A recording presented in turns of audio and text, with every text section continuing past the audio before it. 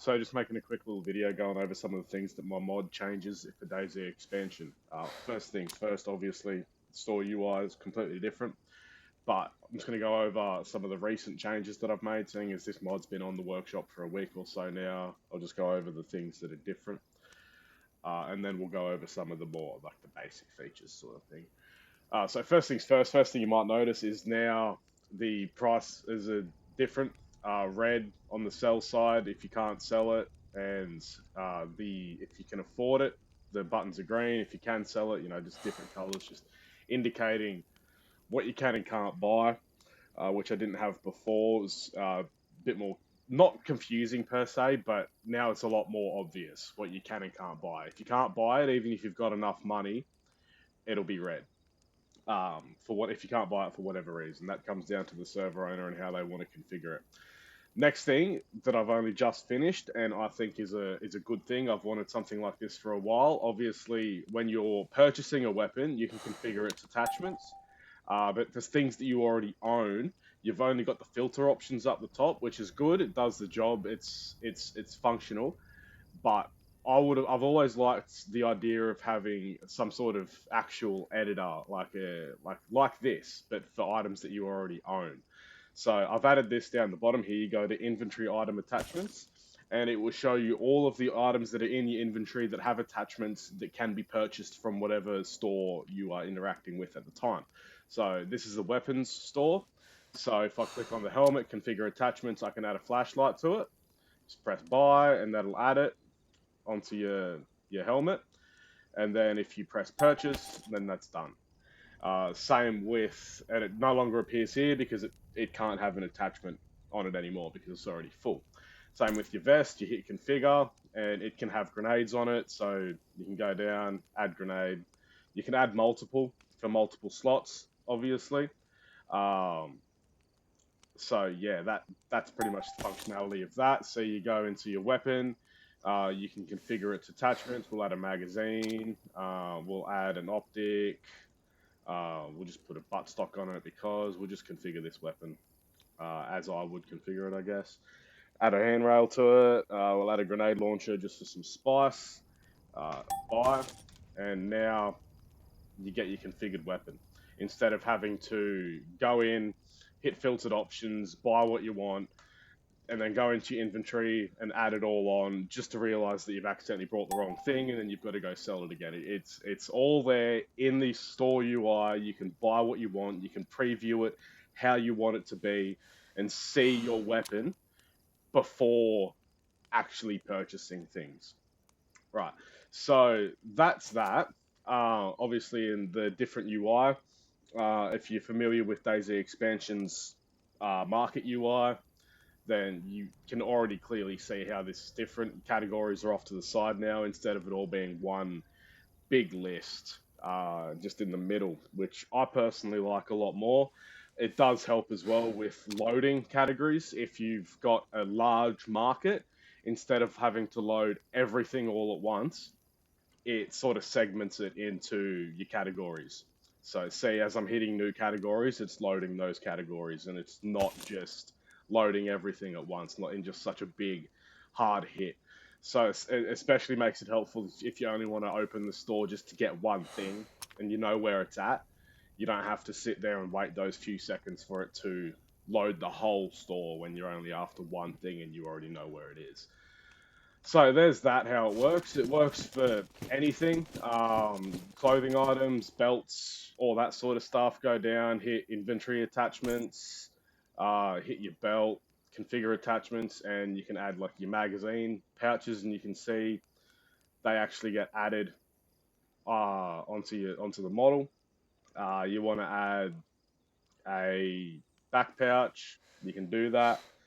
Um, yeah, it's the functionality's pretty much as I say it is. You can do it with anything that has attachments that you can have. It also, any weapons that you have on your character, you go into that and then you hit ammo, and it will now just show all magazines and ammo that will suit the weapons that you have on your character. So It's just a nice little bit of extra functionality to make things easier for purchasing. You can obviously just hit back to market and it'll go back to the market, or if you, I mean, yeah, there's not really much else to show there. It's just a nice little bit of extra functionality. So next thing, I'll show you the vehicle store UI. This always takes a bit longer to load on my server. It's mainly because there's a lot of older vehicle models. So we'll just wait for a second for this to load.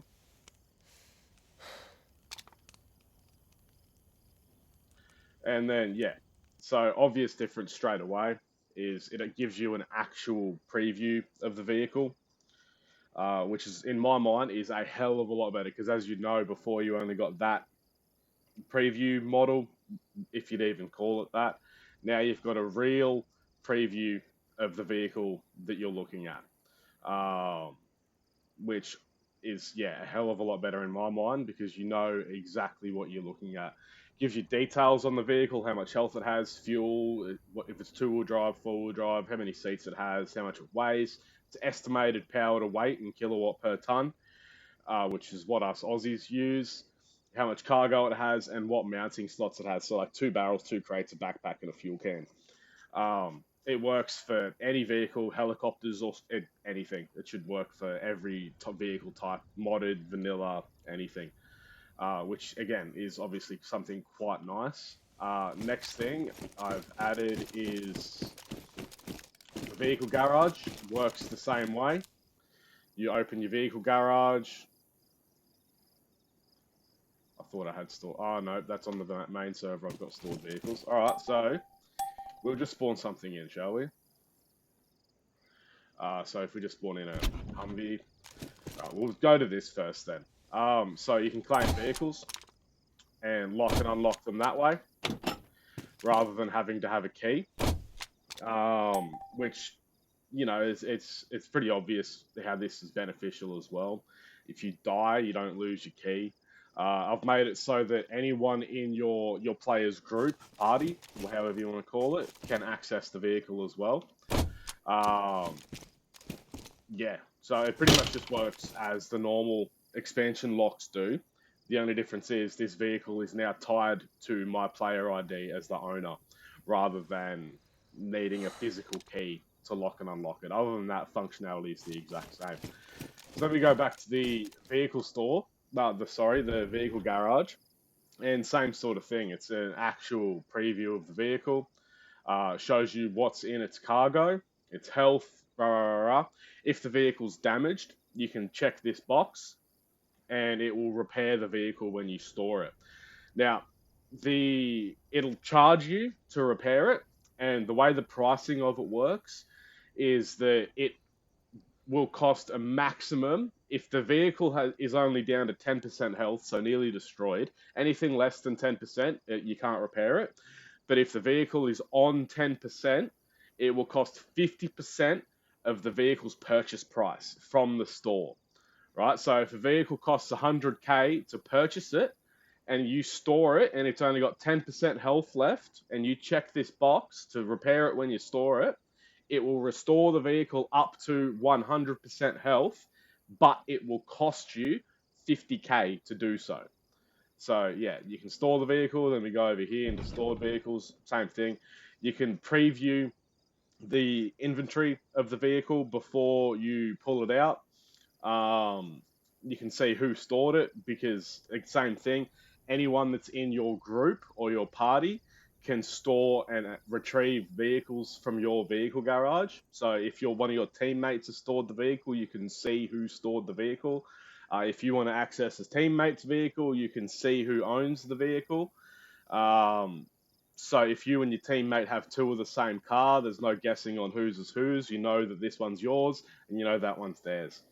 And yeah, like I said, also good for people that store cargo in their vehicles. If the server allows that, you can see what's in the cargo without having to pull it out to have a check yourself. All right, so we'll pull this vehicle back out. It's back over here.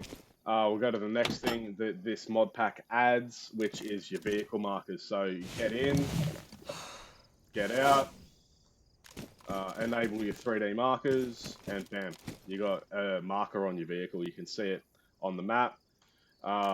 This works if you get in and out of the driver's seat. It doesn't work if you get in and out of the passenger seat. And it will delete the marker when you get back into the vehicle. So if we move the vehicle over here, open the door, get out. There you got your vehicle marker back, get back in the vehicle, and the marker's gone. So you're not constantly having multiple markers around. It automatically cleans itself up. So yeah, that's basically what this mod pack does. It's nothing major. It's just reworking some of the base expansion features, because I really like DayZ expansion. It's a really good mod pack. It's an amazing framework to have. Not having to download a bunch of other mods that can sort of have conflicting errors. Expansion, you know it's going to work. But just some of the minor things like the store UIs and the having to have keys and the vehicle previews in stores are just a couple of minor things that don't really like too much, the way that they've been presented. I know the guys that work on expansion have a hell of a lot on their plate with the upkeep of this mod, so I can't really expect them to be doing these sorts of things. They're mainly focused on keeping it stable, lightweight as it can be. So I've just made this mod pack just for those server owners that want that extra little bit of I don't know what you'd call it, functionality, or just like it looking a bit different. In my opinion, looking a bit nicer. So yeah, cheers for watching. I hope you have a good one, and see you later.